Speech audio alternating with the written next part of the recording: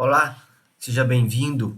Vamos trabalhar um pouquinho com mais um pouco falando sobre a área de materiais. Agora vamos falar sobre um aspecto fundamental para o processo de gestão de materiais. Ou seja, toda a gestão de recursos materiais, ela se inicia com o processo de compras. Então, a função de compras é um elemento de crucial importância para o sucesso da empresa. A gente pode dizer que sem uma boa compra, não existe uma boa venda. Todo o processo, toda a operação da empresa, ela começa com um input ou uma entrada, um processamento e uma saída. O processamento é o processo de venda ou a industrialização, o processamento. E a entrada se dá pelo processo de compras. Então, sem uma boa compra, eu não tenho como resolver problemas que possam ocorrer no futuro. Então, eu preciso de uma boa função de compras. Então, nós vamos tratar aqui o que é essa função de compras, qual é essa importância, então, da função de compras para a empresa, como é que se dá esse processo de compras e os tipos de compras que nós trabalhamos. Vamos lá, então, falando primeiro sobre o conceito de compra.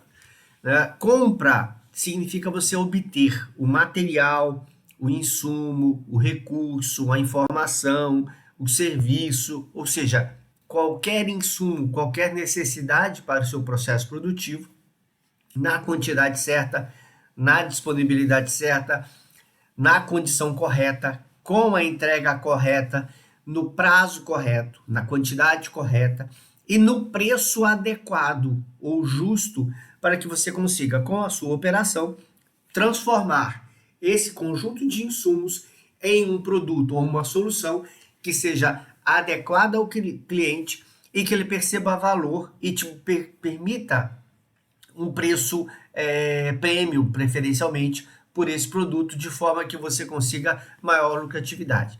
Então, comprar certo é o objetivo da função compras. Nós podemos dizer também que a função compras, ela tem a sua função, vamos chamar assim, ampliada, principalmente a partir do século XX, eu diria até um pouco antes, final do século XX, início do século XXI, né? Por volta da década de 90, quando nós temos o crescimento da importância da logística. Quando nós temos esse crescimento da importância da logística, a integração entre fornecedores e clientes, fabricantes e clientes, fabricantes e fornecedores, faz com que a competitividade se desloque da concorrência direta entre empresas e passa a ser uma concorrência entre cadeias. Uma concorrência entre cadeias significa que não só a minha eficiência, a minha efetividade são relevantes, mas também a eficiência e a efetividade dos meus parceiros, principalmente fornecedores. E aí entra a questão importante do conceito de obtenção, porque a obtenção ela amplia a ideia de compras.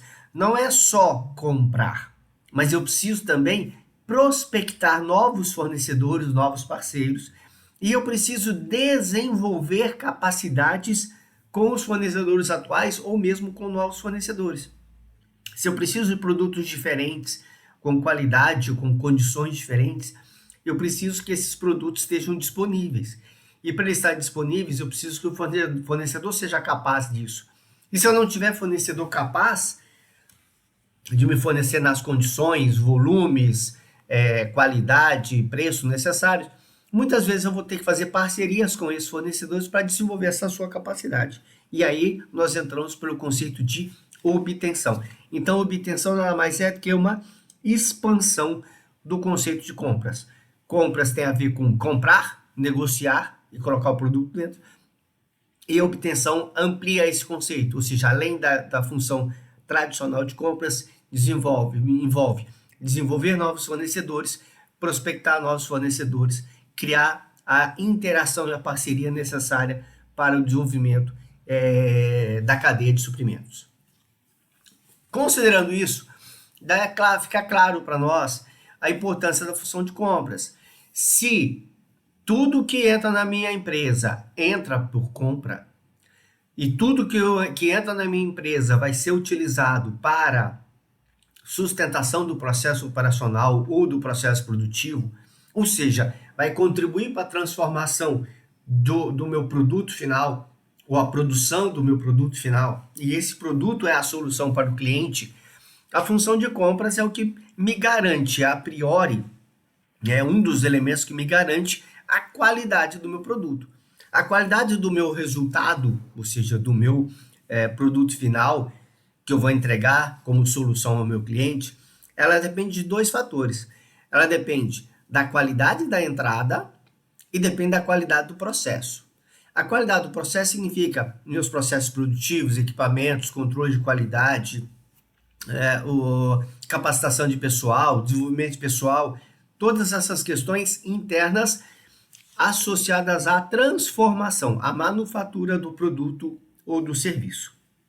Mas não adianta nada uma manufatura boa, um equipamento bom, um pessoal treinado, se a matéria-prima, ou seja, se os insumos forem ruins. Então, o primeiro elemento fundamental é produto ou insumo de boa qualidade. Esse insumo de boa qualidade me permite que eu faça uma boa ou uma melhor resultado da minha operação.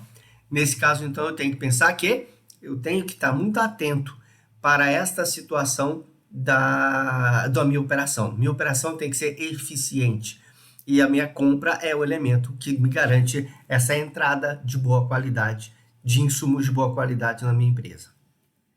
Nesse sentido, então, quais são os objetivos da função compras? Ou da função obtenção, se nós estivermos pensando no conceito expandido? Obter mercadorias e serviços na quantidade e qualidade necessárias. Ou seja, eu tenho que pensar que compras tem que comprar o que é necessário, na quantidade necessária e na qualidade necessária.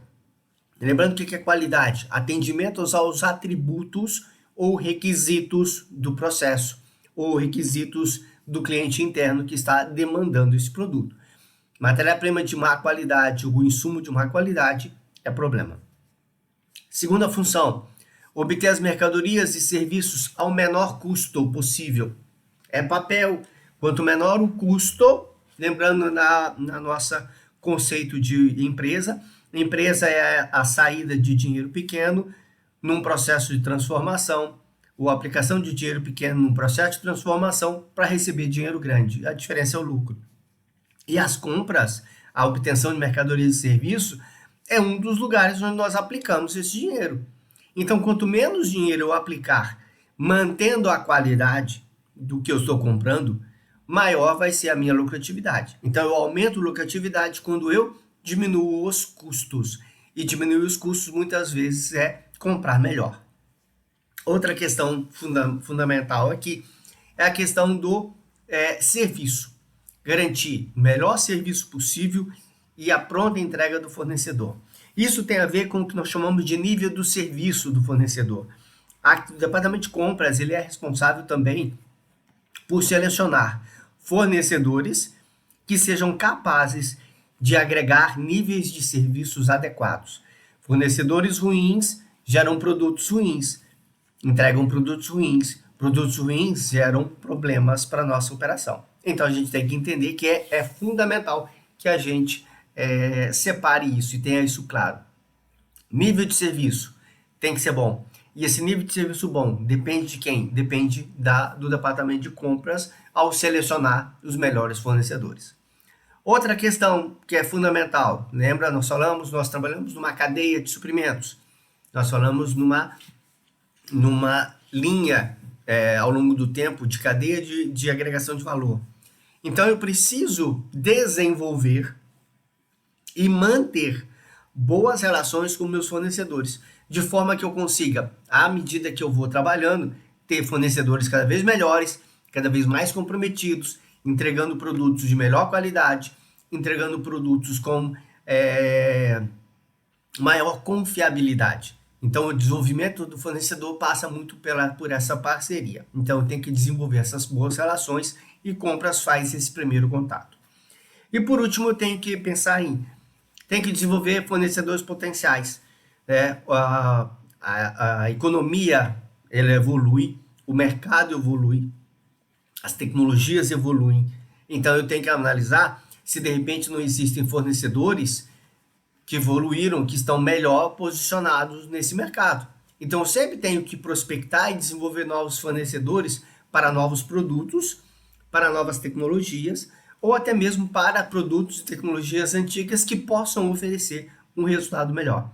Essa é a ideia que a gente fala quando falar de desenvolver fornecedores potenciais. É função da área de compras também.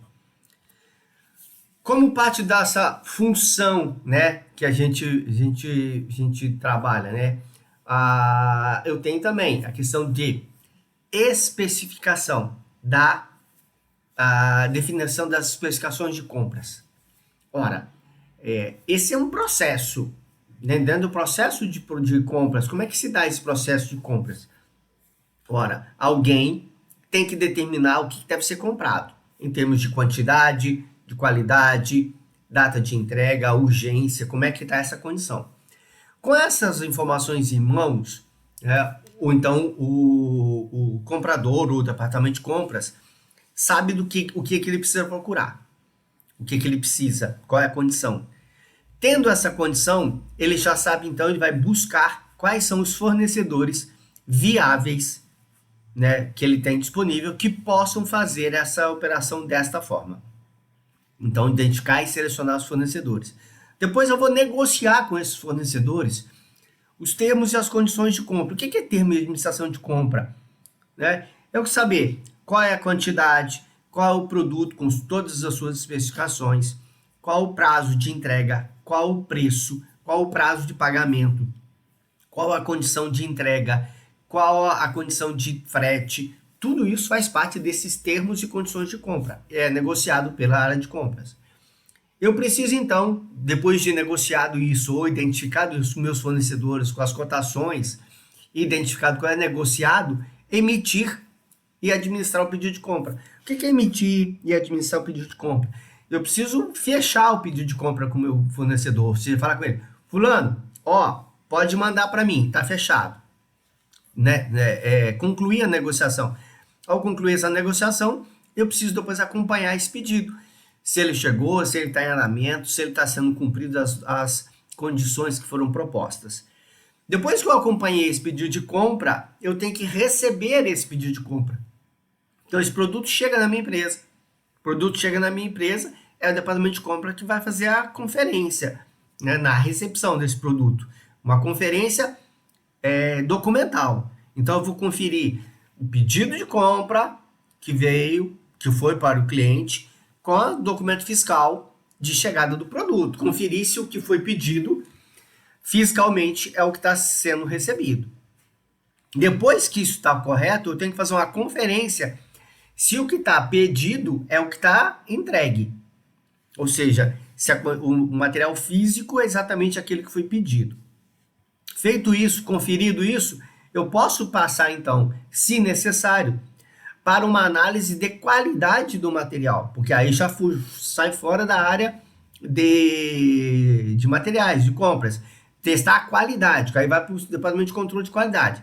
Então, por exemplo, quando eu compro matérias-primas que dependem, por exemplo, de rendimento, como, por exemplo, mandioca,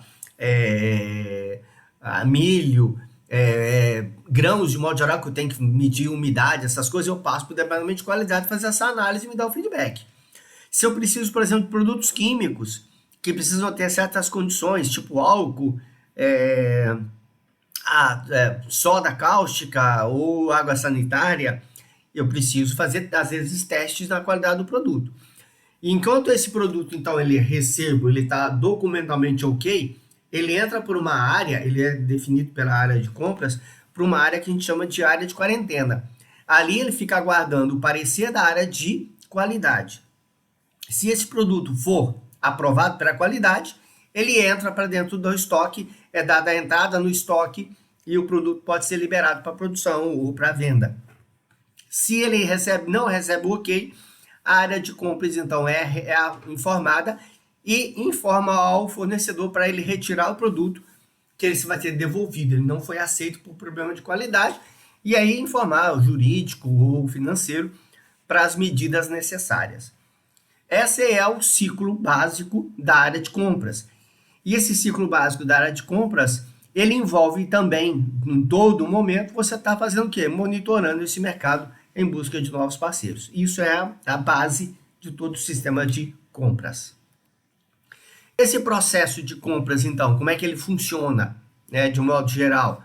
Ó, recebo as requisições de compra dos vários departamentos, ou seja, eu tenho vários departamentos, cada departamento me manda o que tem que ser comprado, eu junto tudo isso. Isso em algumas empresas tem datas, tem prazos onde são feitas essas compras, onde são feitos esses orçamentos. Junto isso, vejo o que é igual, faço uma consolidação das necessidades de compra ou dos requerimentos de compra. Dependendo da situação, preciso fazer uma conferência junto aos responsáveis pelo departamento para conferir se aquilo que está pedido realmente é necessário e se é necessário naquela quantidade que está sendo pedida. Então tem que analisar isso.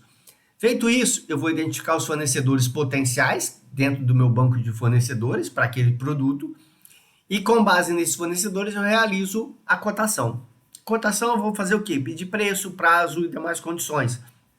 Aqueles elementos que nós conversamos no slide anterior.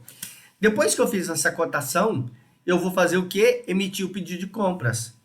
Emito o pedido de compras, depois eu acompanho esse pedido de compras, recebo e aceito as mercadorias ou rejeito as mercadorias, no caso de problema de qualidade ou de problema documental, e aprovo a fatura para pagamento e envio essa fatura para o departamento financeiro para as movimentações necessárias.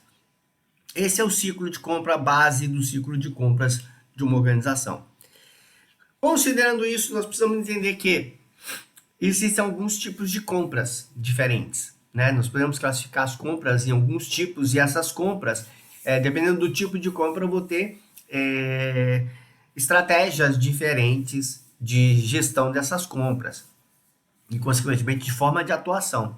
Eu tenho as chamadas compras constantes habituais, que são aquelas compras de produtos usualmente trabalhados. Então, por exemplo, no supermercado, ele compra seguidamente arroz, feijão, refrigerante, leite. Isso é uma compra corriqueira. Ou seja, é uma compra que é constante, o tempo todo ela é feita. Dentro de uma fábrica, por exemplo, os insumos são uma compra corriqueira, entra constantemente. Então, eu tenho fornecedores já meio pré-estabelecidos. E é lógico, a menos que de vez em quando eu coloque um outro, né, uma adição de fornecedores, eu vou fazer sempre com os meus produtos. Só tem que checar, por exemplo, a evolução de preços, essas questões. Mas é coisa mais básica. Então, esses são os produtos cortineiros ou habituais. Eu tenho as chamadas compras programadas. Compra programada é aquela que eu faço, por exemplo, a cada mês, ou a cada 6 meses, ou a cada trimestre, não importa. Eu tenho uma periodicidade definida. Então, eu recolho as informações de necessidade de compra da minha equipe e programo essa compra. Isso é muito comum quando a gente está trabalhando, por exemplo, com concessionárias, empresas que trabalham com vendas de peças, de reposição, pneus. Você faz uma programação de compras na empresa, no fornecedor, né? Ou seja, na fábrica, onde você vai, para você poder conseguir receber esses produtos em tempo. E quando você programa a compra, você programa também a fábrica, consegue se programar com toda a sua rede e consegue produzir produtos com custo menor. Consequentemente, compras programadas tendem a ter um custo mais adequado, um custo menor, produtos comprados com um custo menor, porque você tem capacidade de otimizar a indústria para que ela possa produzir em lotes maiores por um custo menor, e você pode programar a entrega de forma que você consiga fretes melhores também. Então, essa é uma característica importante que as empresas devem estar atentas. Compra programada gera compra mais barata. Depois eu tenho a compra de investimentos. Compra de investimentos são o quê? São aquisições de oportunidade. Normalmente, quando eu estou, por exemplo, comprando um prédio, comprando um terreno, comprando algumas coisas para obter uma oportunidade de negócio que eu tenho, ou às vezes mesmo compra de materiais. De repente tem um fornecedor que está fazendo uma promoção de vendas, né? Uma campanha de vendas. E ele está dando descontos interessantes. Então eu posso programar essa compra e fazer essa compra de investimento. Eu não necessariamente estou precisando daquele produto naquele momento, mas como é uma oportunidade de compra com preço, com desconto, eu faço a aquisição, né? Isso é bastante comum em supermercados, varejo, que são as estratégias chamadas sell-in, sell-out. Ou seja, uma compra do fornecedor com desconto, com preço, para eu fazer, por exemplo, uma venda ou uma campanha de vendas maior. Então, e consequentemente, com preços melhores e conseguir vender um volume maior. Então, essas ideias são as chamadas compras de investimento. E nós temos ainda as chamadas compras de emergência. Essas compras de emergência são aqueles quando dá problema, acabou, ruptura de estoque, teve ruptura de estoque, eu preciso comprar alguma coisa. Ou um cliente chegou e ele quer algo a mais e eu não tenho, então eu preciso comprar. Então as compras de emergência, elas normalmente são feitas com urgência, elas demandam uma maior disponibilidade da fábrica. Normalmente os preços dos produtos são maiores e fretes e custos acessórios também são maiores, em razão dessa urgência do produto. Eu tenho, por último, as chamadas compras sofisticadas, que são aquelas compras que demandam detalhes técnicos. Então, por exemplo, vou comprar uma máquina, vou comprar um terreno em algum lugar específico para a construção de uma ampliação da estrutura, vou comprar um equipamento especial, por exemplo, dentro de um hospital, um equipamento de raio-x ou de ressonância, ou eu vou comprar, por exemplo, um caminhão ou um veículo para minha frota. Ele demanda detalhe técnico, característica técnica do produto. Então, eu tenho fornecedores especializados e eu tenho condições especiais. Então, essas compras mais sofisticadas demandam muito de apoio técnico para a análise das ofertas e aí, consequentemente, depois a definição do que é o produto e, posteriormente, a negociação. Então, eu tenho esses tipos de compras que são diferentes, que demandam especialidades diferentes, que demandam atenção diferente e que demandam capacidade da equipe de compras diferentes e até mesmo processos internos com alguma diferenciação, principalmente com cuidados em algumas daquelas funções ou daquelas atividades específicas dentro do ciclo de compras. Considerando isso, nós podemos também pensar nos tipos de compra de acordo com o perfil do fornecedor. Eu posso também olhar pelo ponto de vista do consumidor, do fornecedor. Então eu tenho produtos de venda corrente, que são aqueles produtos que a empresa usa normalmente, são os commodities. Vou comprar papel sulfite, vou comprar água sanitária, sabão em pó. Produtos de uso tradicional da empresa e aquilo é geral, eu tenho um fornecedor já pré-estabelecido. Então, são produtos de venda corrente e eu tenho aqueles fornecedores que já são meio padrão. Eu tenho chamado os produtos com preços fixados correntemente. O que são produtos? São produtos básicos que o preço é definido pelo mercado por ampla concorrência. Então, por exemplo, eu quero fazer uma cotação, por exemplo, para comprar telha. Olha, eu tenho vários concorrentes. Para comprar madeira, eu tenho vários concorrentes. E os preços são limitados, todos têm uma faixa de preço. E esses preços são concorridos, então, são fechados em razão do quê? Da oferta e demanda. Mais oferta, mais demanda e assim é o trabalho. Então, carros também estão nessa linha, combustível. Boa parte dos produtos são aqueles produtos que o preço é fechado no dia a dia, de acordo com a oferta e demanda. No caso de produto corrente, às vezes você já fecha e encaminha e pronto, tem lá um pedido fechado e vai sendo feita a reposição automática. Quando eu trabalho com regimes sob encomenda, né, o fornecedor, como é encomenda, o fornecedor tem mais poder de fixar. Por quê? Porque às vezes são produtos com produção mais restrita, com mais especificações.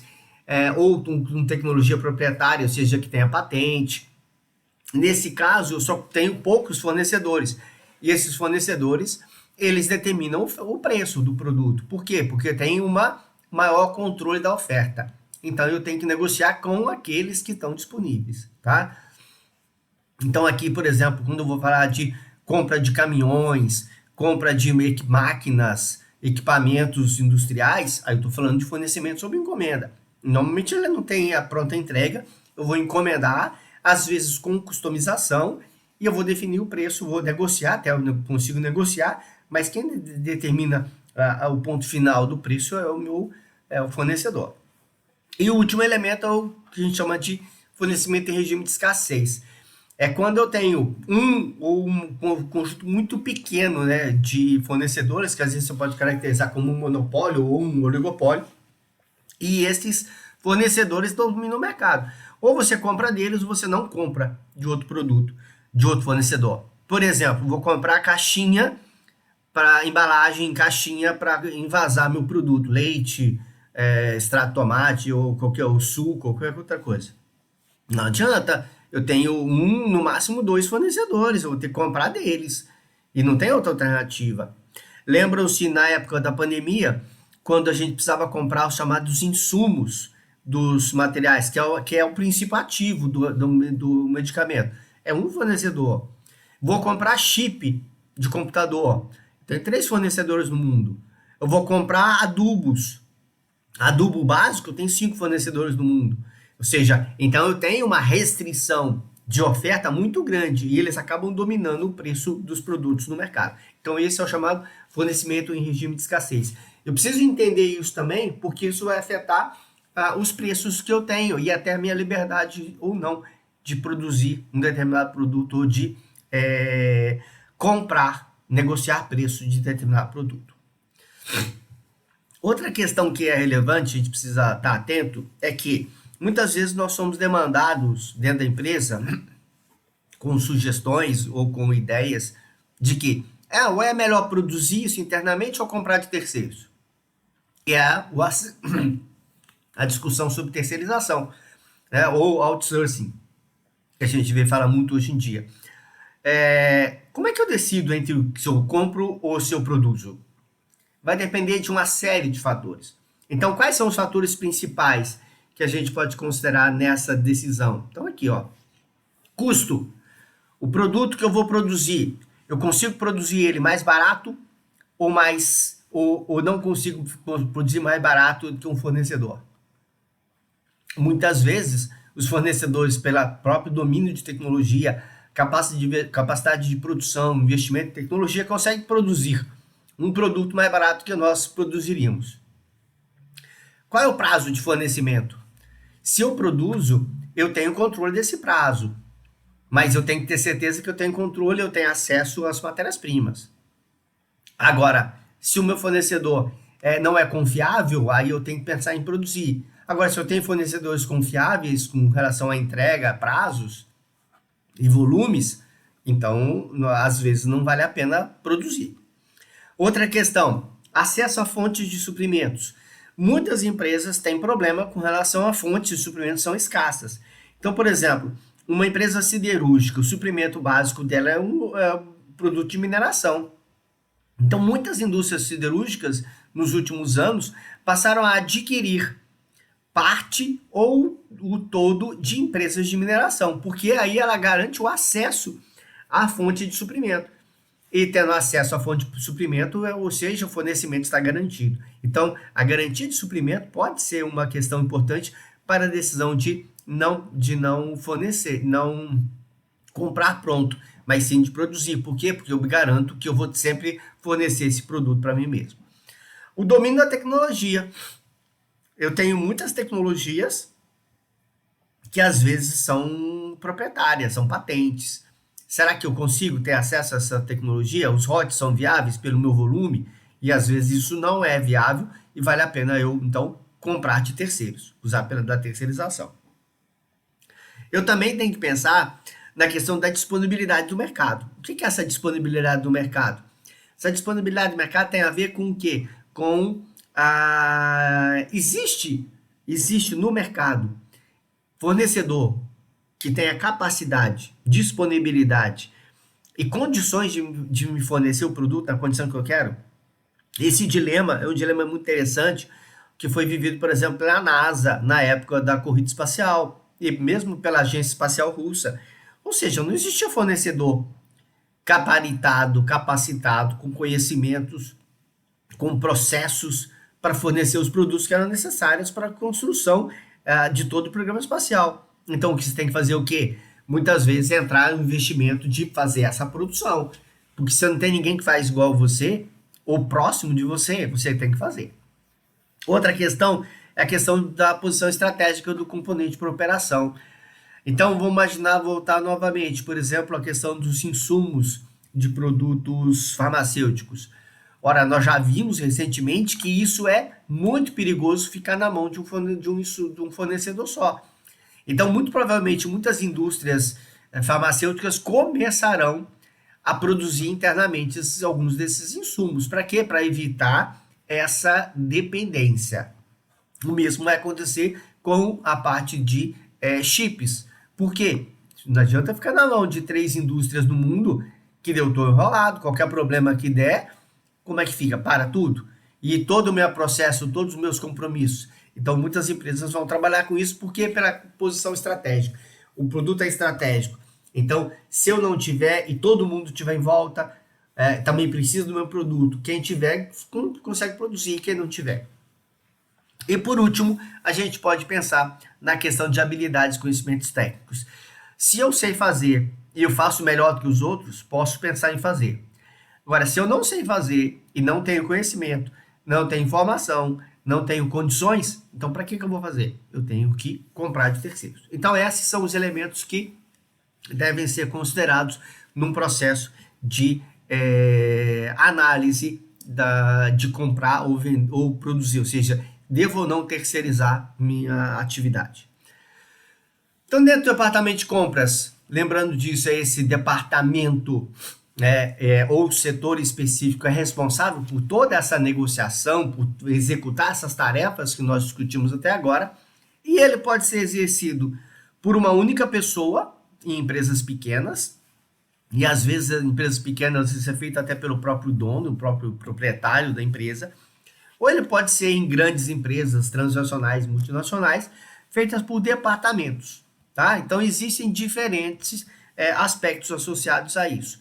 Considerando isso, a gente pode pensar que existem também algumas questões, algumas estratégias diferentes em relação a esse processo de compra, que são 3, que tem a ver com centralização ou descentralização de compras. A centralização de compras ocorre quando um único departamento ou uma única pessoa é responsável por comprar tudo, né? Executar todo o processo de compras da empresa. Então, todo mundo, para comprar qualquer coisa, pede ou requisita a esse comprador, ou esse departamento de compras, e ele executa o processo, né? Você passa os seus requisitos e ele transforma esses requisitos em uma demanda para os fornecedores, negocia e compra. Eu tenho a descentralização. O que é a descentralização? A descentralização, cada um que precisa de alguma coisa tem autonomia para comprar. Então, eu não tenho um departamento de compras específico para isso. Cada departamento, cada setor faz a sua compra de acordo com a sua demanda.